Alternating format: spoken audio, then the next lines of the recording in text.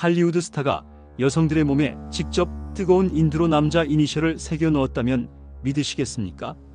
마취도 없이 비명을 지르는 여성을 붙잡고 살이 타는 냄새가 나는 와중에도 이건 너를 강하게 만들어주는 의식이야 라고 속삭였다면요. 2018년 전 세계를 충격에 빠뜨린 실화입니다. 드라마 스몰빌의 클로이 설리반 역으로 전 세계 팬들의 사랑을 받았던 배우 앨리슨 맥. 그녀가 어떻게 성노예 컬트 넥시움의 2인자가 되었고 수십 명의 여성들을 지옥으로 끌어들였는지, 그리고 마지막에 어떻게 완벽하게 응징받았는지 지금부터 여러분이 상상도 못할 충격적인 실화를 들려드리겠습니다. 2010년 앨리슨 맥은 인생 최대의 위기를 맞고 있었습니다. 2001년부터 2011년까지 10년간 방영된 드라마 스몰빌에서 클로이 설리반 역을 맡아 전 세계적인 인기를 끌었던 그녀.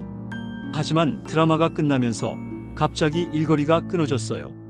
설상가상으로 친구와 함께 투자한 레스토랑 사업마저 완전히 망했습니다. 수억 원의 빚더미에 올라앉게 된 거예요. 30살이 된 앨리슨 맥은 거울을 보며 이런 생각을 했다고 합니다. 나는 이제 끝났다. 나에겐 아무것도 남지 않았다. 바로 그때였어요. 운명적인 만남이 시작된 건 2010년 어느 날 앨리슨 맥은 친구의 소개로 한 남자를 만나게 됩니다. 키스 레니어. 당시 50세였던 이 남자는 자신을 이렇게 소개했어요. 나는 세계에서 가장 IQ가 높은 남자야. 240이거든. 아인슈타인보다 높지. 물론 거짓말이었습니다. 하지만 절망에 빠져있던 앨리슨 맥에게는 구세주처럼 보였어요. 레니어는 자신이 운영하는 넥시움이라는 단체를 소개했습니다. 이그제기어티브 석세스 프로그램즈, 즉 전문직 성공 교육 과정의 줄임말이야. 여기서는 당신의 잠재력을 200% 끌어올려 줄 수 있어. 특히 여성들의 숨겨진 파워를 찾아주는 게 내 전문이거든. 그리고 이런 말을 덧붙였죠. 할리우드는 여성을 단순한 장식품으로만 봐. 하지만 넌 달라. 넌 진짜 리더가 될 수 있어. 내가 보장해. 절망에 빠져있던 앨리슨 맥에게 이 말들은 마치 구원의 메시지처럼 들렸습니다. 넥시움은 1998년부터 시작된 자기개발 단체였어요. 겉으로는 완전히 정상적인 곳이었습니다. 뉴욕 알바니에 본부를 두고 멕시코, 캐나다에도 지부가 있었죠. 회원들은 대부분 부유층이었어요. 의사, 변호사, 사업가, 심지어 정치인들까지. 5일간의 기본 과정 비용이 $3,000, 우리 돈 400만 원이었습니다. 고급 과정은 더 비쌌고요. 앨리슨 맥이 처음 참여한 세미나는 정말 평범해 보였어요. 20명 정도가 원형으로 앉아서 더 나은 자 찾기에 대해 토론하고 명상하고 서로의 경험을 나누는 곳이었거든요. 하지만 여기에 함정이 있었습니다. 넥시움의 세뇌 기법은 정교했어요. 첫 번째 단계는 자아 파괴였습니다.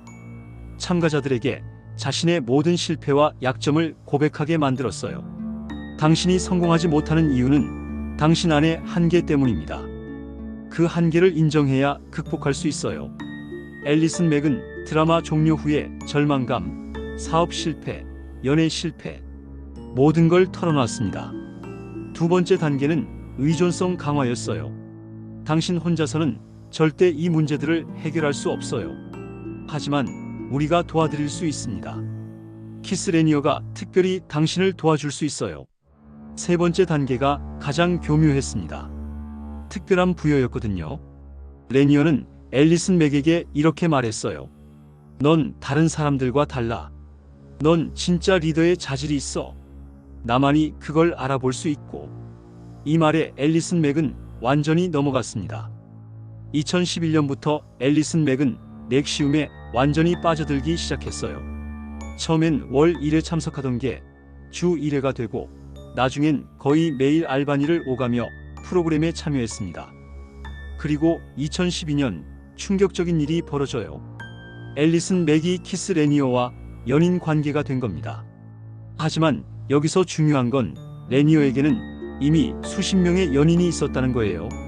넥시움 내부에서는 이를 다중관계라고 포장했지만 사실상 레니어의 하렘이었죠. 앨리슨 맥은 이 사실을 알면서도 받아들였습니다. 오히려 나는 키스의 특별한 여자 중 한 명이라는 생각에 더욱 도취되었어요. 2013년 앨리슨 맥은 넥시움의 고위 간부가 되었습니다. 그녀에게는 새로운 회원을 모집하고 훈련시키는 권한이 주어졌어요. 이때부터 그녀의 성격이 완전히 바뀌기 시작했습니다. 과거 스몰빌에서 함께 일했던 동료들의 증언에 따르면 앨리슨 맥은 원래 매우 친근하고 따뜻한 사람이었다고 해요. 스태프들에게도 항상 웃으며 인사하고 선물도 챙겨주는 그런 사람이었거든요. 하지만 넥시움에 빠진 후에 앨리슨 맥은 완전히 달랐습니다. 차갑고 권위적이고 다른 사람들을 내려다보는 태도로 변했어요. 특히 여성들에 대한 그녀의 태도가 가장 문제였습니다. 2014년부터 앨리슨 맥은 본격적으로 새로운 여성 회원들을 모집하기 시작했어요. 타겟은 명확했습니다. 20대에서 30대의 젊고 예쁜 여성들, 특히 배우나 모델 지망생들이었죠. 그녀의 접근 방식은 정말 교묘했어요. LA의 고급 카페에서 만나서 이런 식으로 시작했습니다. 언니가 할리우드에서 10년간 일하면서 깨달은 게 있어. 이 바닥에서 성공하려면 단순히 예쁘고 연기 잘하는 것만으론 안 돼. 진짜 강한 정신력이 있어야 해. 내가 참여하고 있는 프로그램이 있는데 정말 인생을 바꾸는 거야. 여성의 진정한 파워를 기를 수 있는 곳이거든. 피해자 중 한 명인 사라 에드몬슨의 증언에 따르면 앨리슨 맥은 마치 언니 같은 따뜻함으로 접근했다고 해요. 너 같은 친구가 정말 필요했어. 함께 성장할 수 있을 것 같아. 이렇게 정서적 유대감을 형성한 후에 넥시움을 소개했습니다. 2015년부터 넥시움에서는 여성 회원들에게 건강한 다이어트라는 명목으로 극도의 칼로리 제한을 강요하기 시작했어요. 처음엔 하루 1200칼로리였어요. 건강한 여성의 적정 칼로리라고 설명했죠. 그런데 점점 줄어들기 시작했습니다. 1000칼로리, 800칼로리, 결국 500칼로리까지. 하루 500칼로리가 어느 정도냐면 성인 여성이 생명을 유지하기 위한 최소 칼로리의 3분의 1 수준이에요. 이건 다이어트가 아니라 고문입니다. 피해자들의 증언에 따르면 이 시기 여성들은 모두 비슷한 증상을 보였다고 해요. 극도의 피로감과 무기력, 생리 중단, 머리카락 빠짐, 집중력 저하, 감정 조절 장애. 하지만 넥시움에서는 이런 증상들을 몸이 정화되고 있는 과정이라고 설명했습니다. 칼로리 제한과 함께 시작된 게 담보물 시스템이었어요. 앨리슨 맥은 새로 들어온 여성들에게 이렇게 말했습니다. 서로에 대한 신뢰를 쌓기 위해서, 그리고 진정한 의지를 보여주기 위해서 담보물을 제출해야 해. 담보물이 뭐냐면 나체나 속옷 차림의 사진, 가족의 치부나 비밀에 대한 고백문, 직장이나 학교에서의 실수담, 과거 연애사의 민감한 부분 등등. 이걸 제출하지 않으면 진정한 성장에 대한 의지가 없다고 몰아붙였어요. 피해자 중 한 명인 제시카 조앤의 증언으로는 처음엔 단순한 신뢰 게임인 줄 알았어요. 하지만 나중에 깨달았죠. 이게 우리를 통제하기 위한 수단이었다는 걸. 이 담보물들이 나중에 어떻게 사용되었는지는 정말 끔찍스럽습니다. 2015년 말 넥시움 내부에 비밀 조직이 만들어졌어요. 이름은 DOS. 겉으로는 도미너스 어브시퀴어스 SORORIUM의 줄임말이라고 했는데 라틴어로 주인에게 복종하는 자매들이라는 뜻이에요. 하지만 실제로는 다모넌트 오버 서브미시브의 줄임말이었습니다. 즉, 지배자가 복종자를 다스린다는 뜻이었죠. DOS는 완전히 비밀 조직이었어요. 일반 넥시움 회원들은 존재 자체도 몰랐습니다. 조직 구조는 피라미드 형태였어요. 최상층은 키스 레니어, 아래는 앨리슨 맥을 포함한 8명의 퍼스트 라인 마스터, 그 밑으로는 각 마스터 밑에 6명씩의 슬레이브, 그리고 각 슬레이브는 다시 자신만의 슬레이브들을 모집해야 했어요. 완전한 다단계 구조였습니다. DOS의 규칙은 절대적이었어요. 슬레이브는 마스터에게 절대 복종해야 했습니다. 24시간 내에 마스터의 연락에 응답, 마스터가 요구하는 모든 일을 수행, 다른 사람들과 DOS에 대해 절대 이야기 금지, 마스터 없이는 어떤 결정도 내릴 수 없음. 그리고 앨리슨 맥은 이 시스템의 핵심 인물이었어요. 키스 레니어의 바로 아래에서 전체 조직을 관리했거든요. 피해자들의 증언에 따르면 앨리슨 맥은 이 역할을 정말 즐겼다고 해요. 한 피해자는 이렇게 증언했습니다. 앨리슨은 우리를 완전히 다른 사람으로 대했어요. 마치 우리가 인간이 아니라 소유물인 것처럼. 이때부터 앨리슨 맥은 완전히 다른 사람이 되었습니다. 피해자에서 가해자로 완전히 변해버린 거죠. 2016년 DOS 내부에서 가장 끔찍한 의식이 시작되었습니다. 바로 브랜딩 의식이었어요. 앨리슨 맥은 자신의 슬레이브들에게 개별적으로 연락했습니다. 중요한 일이 있어. 너를 다음 단계로 끌어올려줄 특별한 의식이 있거든. 하지만 이건 완전히 비밀이야. 절대 다른 사람한테 말하면 안 돼. 그리고 이렇게 덧붙였어요. 작은 수술이 포함될 거야. 몸에 작은 문신 같은 걸 새기는 건데 이건 내가 진정한 여전사가 되었다는 증표야. 의사가 할 거니까 전혀 위험하지 않아. 피해자들은 대부분 신뢰했어요. 앨리슨 맥이 거짓말을 할 리 없다고 생각했거든요. 하지만 이건 완전한 거짓말이었습니다. 브랜딩 의식은 보통 밤 10시 이후에 비밀스러운 장소에서 이루어졌어요. 주로 넥시움 간부들의 집이나 외딴 펜션 같은 곳이었죠. 피해자가 도착하면 이렇게 말했습니다. 옷을 벗고 이 가운을 입어. 그리고 이 테이블에 엎드려서 움직이지 마. 이때까지도 피해자들은 정말 의료시술인 줄 알았어요. 그런데 막상 시작되자 끔찍한 진실이 드러났습니다. 마취 없이 뜨거운 인두로 살을 지지기 시작한 거예요. 피해자 사라 에드몬슨의 생생한 증언입니다. 처음 살에 뜨거운 인두가 닿았을 때 내 몸이 완전히 경직되었어요. 너무 아파서 비명을 지르려고 했는데 앨리슨이 내 입을 막았어요. 아파하지 마. 이건 너를 강하게 만들어주는 의식이야. 고통을 극복해야 진정한 여전사가 될 수 있어. 이 과정이 30분 동안 계속되었습니다. 피해자들은 극도의 고통 속에서 의식을 잃기도 했어요. 더욱 충격적인 건 브랜딩의 내용이었어요. 피해자들은 처음에 단순한 기하학적 패턴인 줄 알았어요. 하지만 나중에 알고 보니 이건 키스 레니어와 앨리슨 맥의 이니셜을 조합한 것이었습니다. KR과 AM을 겹쳐서 만든 문양이었어요. 즉, 피해자들의 몸에 주인의 이름을 새긴 거였습니다. 마치 가축에게 낙인을 찍듯이 말이죠. 더 끔찍한 건 이 브랜딩이 어디에 새겨졌느냐는 거예요. 대부분 하복부, 정확히는 치골 위쪽이었어요. 가장 사적인 부분 근처의 말입니다. 한 피해자는 이렇게 증언했어요. 나중에 거울로 확인했을 때 정말 절망스러웠어요. 내 몸에 그들의 소유표가 새겨져 있는 걸 보니까 정말 죽고 싶었어요. 이 모든 브랜딩 의식에서 앨리슨 맥의 역할은 핵심적이었어요. 그녀는 단순히 지켜보기만 한 게 아니라 직접 참여했습니다. 피해자를 테이블에 눕히고 움직이지 못하게 억제, 비명을 지르면 입을 막거나 수건을 물리게 함, 인두질하는 동안 이건 너를 위한 거야라고 계속 속삭임, 의식 후에 상처 관리 방법 지시 등 여러 피해자들의 일관된 증언에 따르면 앨리슨 맥은 이 과정에서 전혀 죄책감을 보이지 않았다고 해요. 오히려 만족스러워 보였다고 합니다. 한 피해자는 이렇게 말했어요.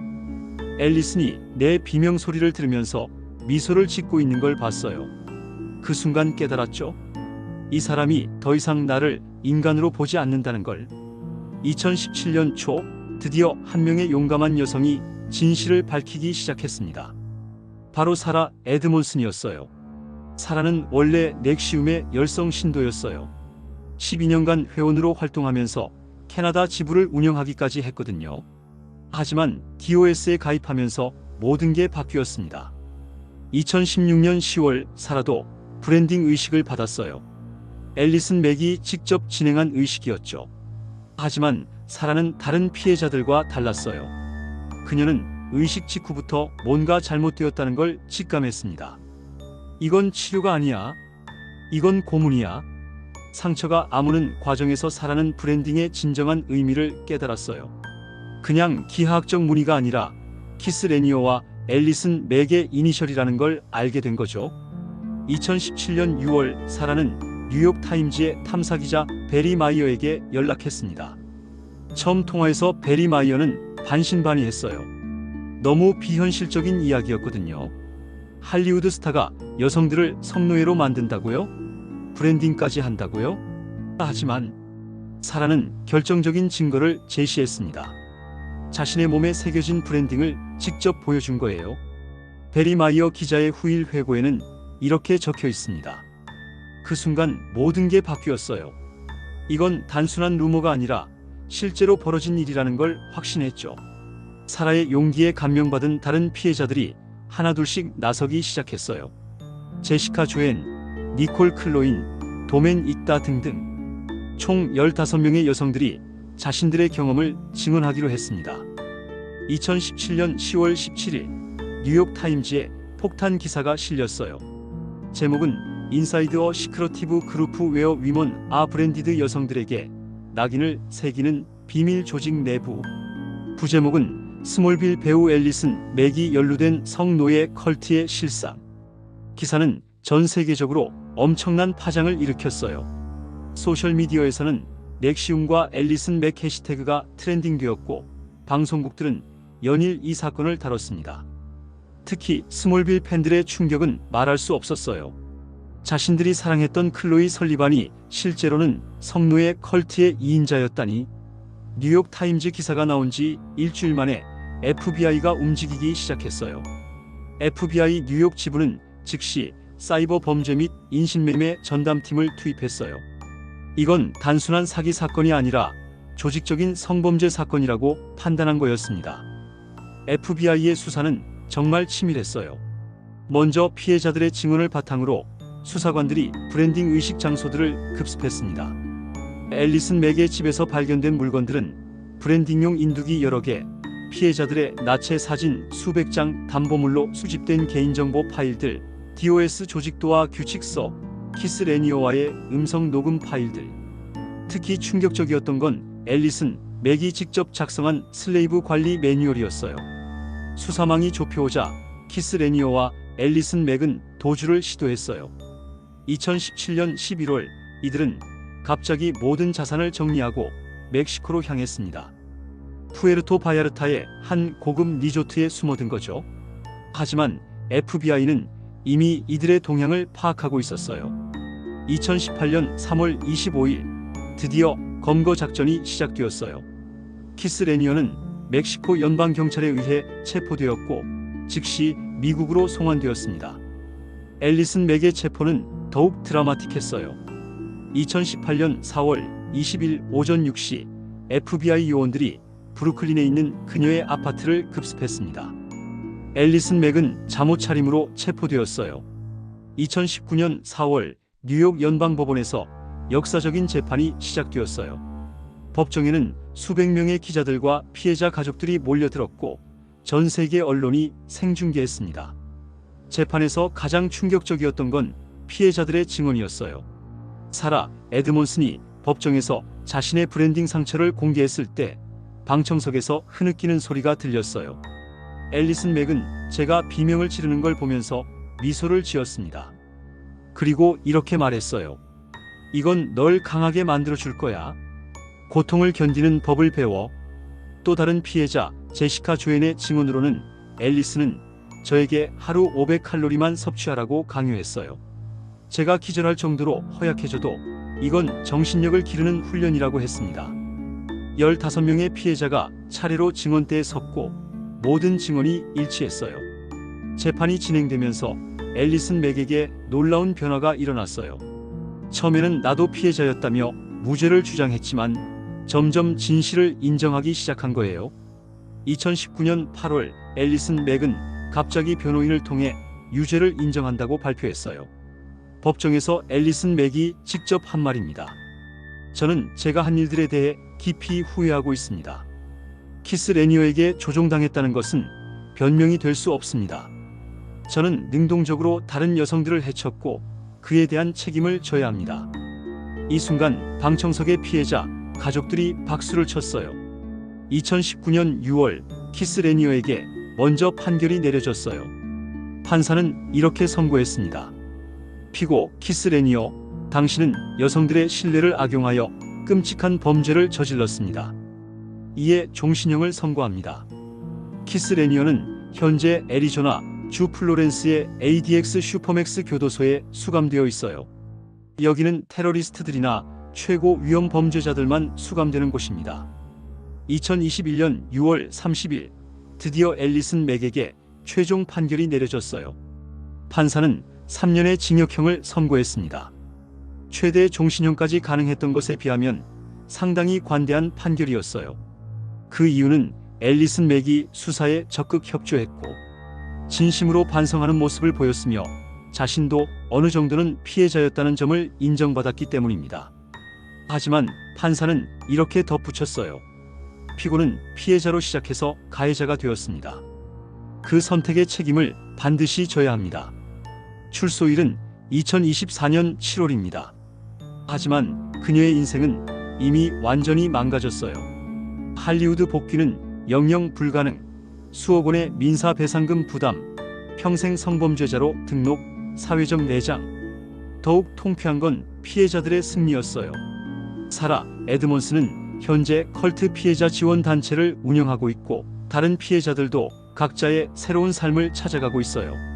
그리고 무엇보다 이 사건으로 인해 미국에서는 컬트 관련 법률이 대폭 강화되었습니다. 이 이야기의 진짜 교훈은 무엇일까요?